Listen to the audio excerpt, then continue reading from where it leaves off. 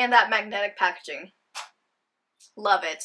Hey guys, my name is Sadie and welcome back to my channel, or if it's your first time here, welcome. I'm so glad you're watching this video. Now, there is one store in the mall that has and probably always will hold a very special place in my heart, and that store is Sephora.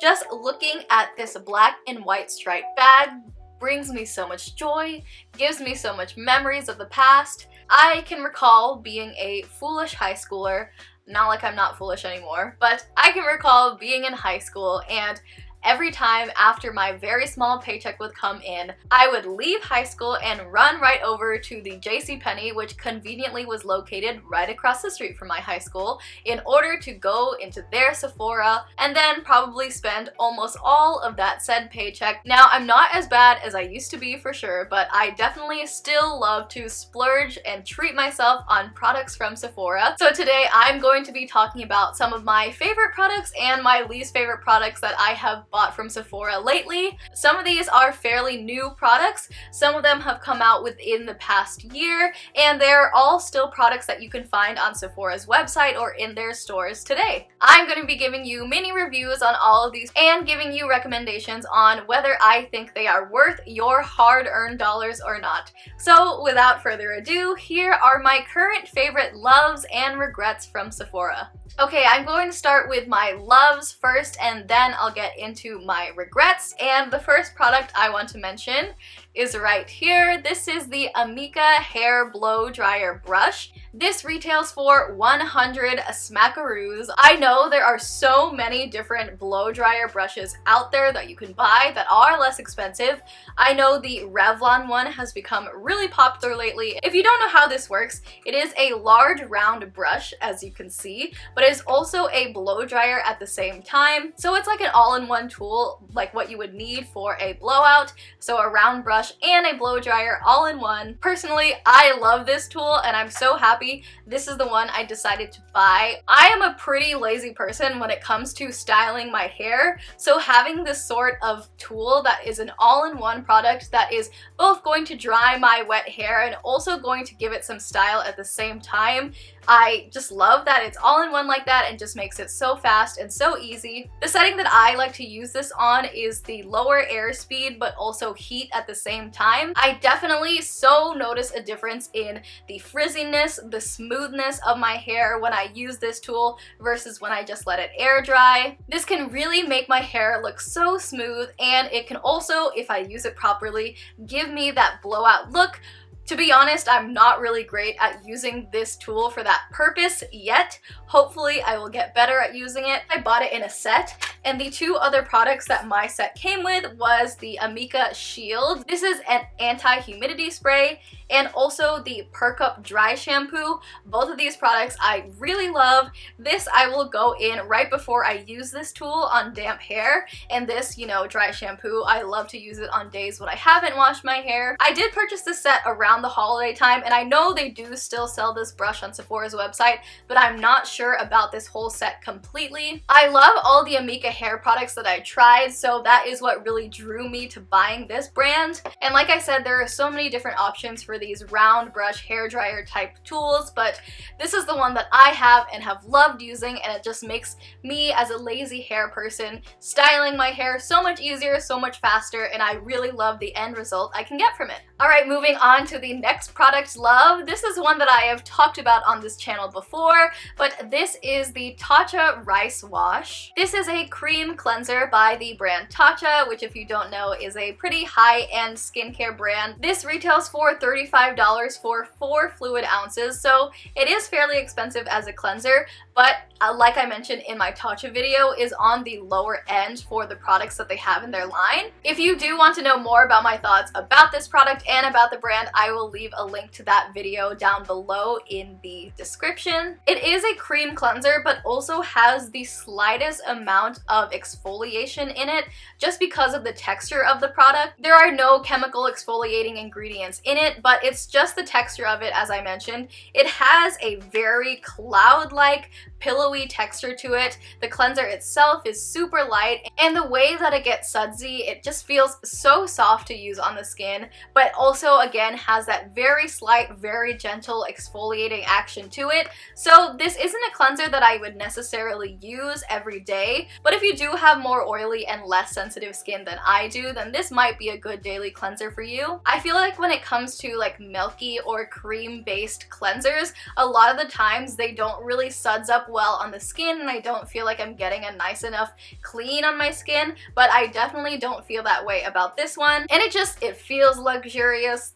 All of the packaging and the aesthetics behind the brand Tatcha, I'm very into it. If you're curious about trying anything from the brand Tatcha, this is definitely the one product from the line that I definitely recommend. Tatcha Rice Wash, definitely a love. Alright, I have two more loves to mention, and both of these are newer products to Sephora. The first one I want to mention is the Fenty Beauty Pro Filter Soft Matte Powder Foundation. Now, if you have seen my Fenty Beauty review, then you may know that I am not at all a fan of either of the other foundations that they have in their line, the hydrating and the matte versions. I'm not a fan. They did not work on my skin, but with this foundation, I have completely different feelings. I do have to mention, a powder foundation in my mind does not really function the same as something like a liquid foundation, especially if you are like me and have darker hyperpigmentation spots or certain acne or breakouts that you are trying to cover up with your foundation. This on its own is not going to do it. It's not going to cut it. You will still need to spot conceal with something like this. The name of this product, the Pro Filter, I feel like works so well and describes it super well. It gives such a smooth look to the skin. It really makes you look like you have a filter on your face. I've enjoyed using this product both as like a finishing powder to go over my liquid foundation, and also as just a foundation on its own over some spot concealing and concealing under my eyes. It does give a soft matte look to the face, but as someone with texture and dry skin, I don't really experience any clinging with it. It doesn't make my dry patches look any worse, or it doesn't emphasize my texture on my face. The packaging of it, I will say, is not my favorite packaging. I don't know. You have a mirror when you open up on the inside, and also when you flip it around, ignore my dirty sponge, there's also kind of like a magnifying mirror on the side where the sponge is as well. So I think if you are someone who likes to touch up your foundation or touch up your powder through the day, this would be a great one to carry around. It gives you that soft, matte, filtered look on your skin without drying out your skin in any way. And it is definitely one of my favorite products that I have tried from the brand Fenty so far. And it retails for $36. Alright, the next product and my last love before I get into some regrets. This is again a newer product, and this is the Rare Beauty Stay Vulnerable Melting Cream Blush. If you don't know, Rare Beauty is Selena Gomez's makeup line within Sephora. This is the second cream blush that Rare Beauty has released, and I'll talk a little bit about it later, but definitely my preferred cream blush out of the two formulas that they offer. I know packaging may not be important and probably shouldn't be important, but to me, you know, I'm still all about that packaging. What can I say? I'm a sucker for nice packaging, and I just love the packaging of this product. It's very cute. It's pink, and also when you open it, it has that kind of gold trim on the inside that just looks really luxe, and it also has a magnetic closure to it and a very small mirror on the inside, which is nice, but also at the same time, who is using their mini mirrors on their cream blushes? I don't know, maybe somebody, not me though. Kind of reminds me of like a, I don't know, maybe like an AirPods case or like a contact case or something. Anyways, beyond the packaging, I really love the formula of this blush. It is definitely more of a lighter color payoff, definitely compared to the other cream blush by Rare Beauty, but I love the buildable nature of this product. I think when it comes to cream products, having less pigmented products and having it be more buildable is really the way to go, because it's so much easier to, you know, add product if you don't have enough, rather than if you put too much on your face, like, that's it. It's a lot easier to add more than it is to take away. This blush has a very thin consistency to it. When you're rubbing your finger into the product, you can feel just how thin it feels. And to me, when it applies on the skin, it feels like a cream to powder product. With some cream blushes, when you put them on your skin, it kind of looks like it's sitting on top of your skin and doesn't blend into the skin very well. But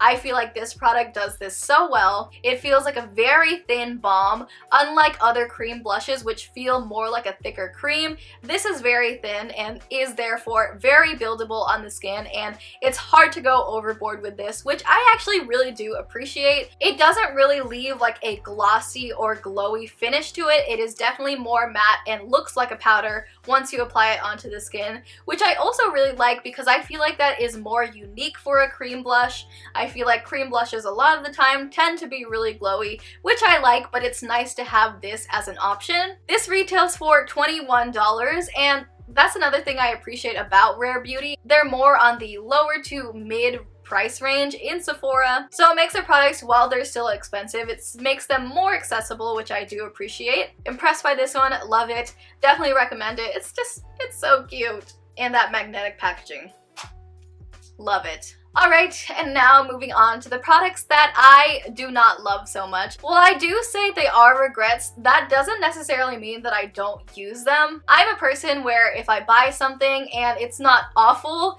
then I will make it work and I will use it in some way. My first regret slash product I don't love very much is one by the line that I just talked about. This is the Rare Beauty Soft Pinch Liquid Blush. This is one of the products that the brand first launched with and that I was super excited to see from the line because I'm a person who loves liquid and cream blushes, but as I'm sure you've seen many people review about this product, it's too much. It's too much pigmentation, which just makes it so much harder to work with. I do have it in a very bright color as well, which doesn't really help. Because of the extreme pigmentation to this product, even if you are trying to use the slightest amount of product as possible, it is just so easy to go overboard. I don't really like products that are hard to work with or take more time to make work. It's just going to become a product that I don't reach for very often. I do like the finish that this product leaves on the skin. There are matte and dewy versions of this product, and this is a dewy one. And I do love how it's also very long wearing. Like I said, I have it, so I'm still going to use it, but it's just, you know, working with it and the fact that it's difficult to work with that makes me not want to reach for it always. It's not very fun to just have to dot on the tiniest amount of product and still run the risk of going overboard on blush. I would just rather use something like this from the same line, which is much easier to work with and is way more buildable. You know, I don't know how fast product development works, but part of me thinks that this product was kind of in a direct reaction to everyone's reviews on this. Almost everyone that I've seen review this product has said the same thing. It's just too much pigmentation, too hard to work with, and kind of regret it. Next product that I want to talk about is a primer, and if you know me, I don't really like using primers, so I don't really know what I was thinking buying this product in the first place, but this is the Laura Mercier Pure Canvas Primer, and this is in the hydrating version. It is a silicone-free primer. I will say, usually my least favorite things when it comes to primer is I feel like it just clings to my skin and ends up making my foundation look more textured and worse over it. This product doesn't do that, but also at the same time, doesn't really add anything to my foundation. I feel like I'm already a person that likes to use more hydrating, glowy foundations to begin with, so adding this product in just doesn't really make much of a difference. Like I said, I'm not really a primer person at all. This didn't really do anything to improve the longevity of my makeup. It didn't really give any extra glow to the skin under any product that I used it. I know that Laura Mercier carries a lot of different varieties of this Pure Canvas Primer. I'm curious if some of the other versions of this primer with the different finishes actually do have benefits to them, if they actually do improve the longevity and the wear on the skin. This one did not. It's also pretty expensive. It retails for $39, which is the price of a foundation for a primer, so not worth its money whatsoever. Regret it for sure. And the last regret I want to mention is a foundation, and this is the Smashbox Studio Skin Full Coverage 24-Hour Foundation. Can these brands just stop naming their products 24-hour whatever foundation mascara? Because nobody should be, and probably nobody is, wearing their makeup for 24 hours. Beyond the name, this product, while it is very full coverage, that is pretty much where the positives of this product end for me. I have never seen a foundation perform as egregiously on my skin as this performed. While I do have a drier skin type, I am just I'm just like a sweaty person, especially in like the forehead, face area. So because of that, most of my foundation wear issues usually do happen on my forehead. Oh, I cannot tell you just how absolutely shocking this looked on my skin after, I don't know, 8 hours of wear. It is a super thick textured foundation and in my opinion does not go smoothly onto the skin. You have to really be sure to spread it all around your face to make sure it actually spreads everywhere. It's just so thick, it is so hard to get it to blend into the skin, and just having that really thick texture, it will cling to anything on your skin.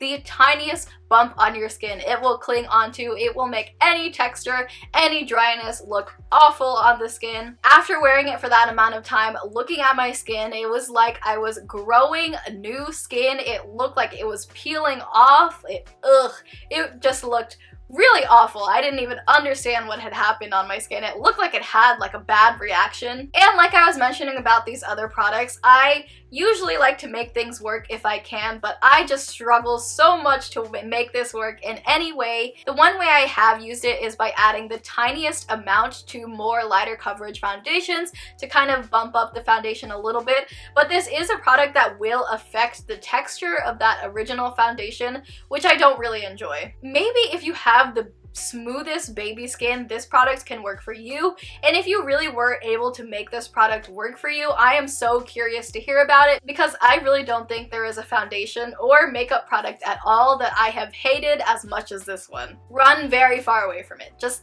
take it away. That completes my current loves and regrets from Sephora. I'm a person that just loves trying out new products from Sephora, so if you have any suggestions of your current favorites, I would love to hear about them down below. I hope you all enjoyed this video. Leave a like or a comment down below if you feel so inclined. Subscribe if you haven't already to stick around. I would so appreciate if you did. And until the next video, I will see you all then. Bye!